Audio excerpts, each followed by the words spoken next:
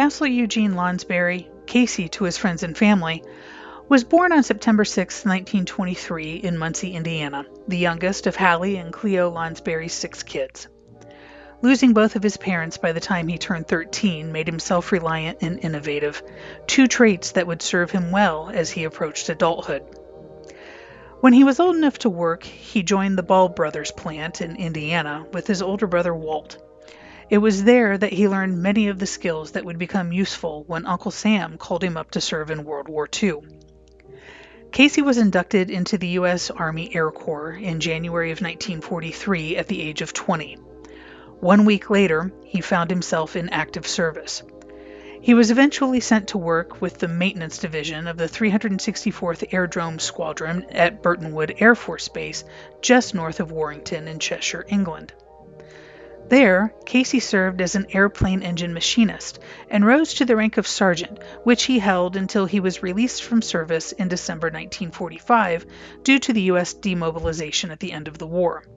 For his efforts in the Air Corps, Casey was awarded the European, African, Middle Eastern Theater Ribbon, the World War II Victory Medal, and the Good Conduct Medal.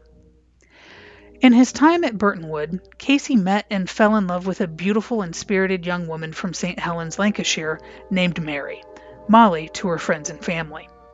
In March 1944, the two were married in St. Helens with Molly's family present. The following year, they welcomed their first daughter, June.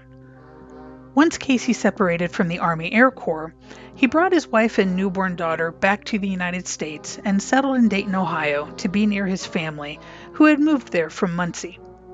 He began working as a skilled tool and die man, and he and Molly eventually welcomed a second daughter, Sandy. Throughout his life in Dayton, Casey never lost his love of airplanes. In fact, he often brought his family to Wright Field to watch the air shows, and he would have loved to have seen how the current National Air Force Museum has grown and changed over the years.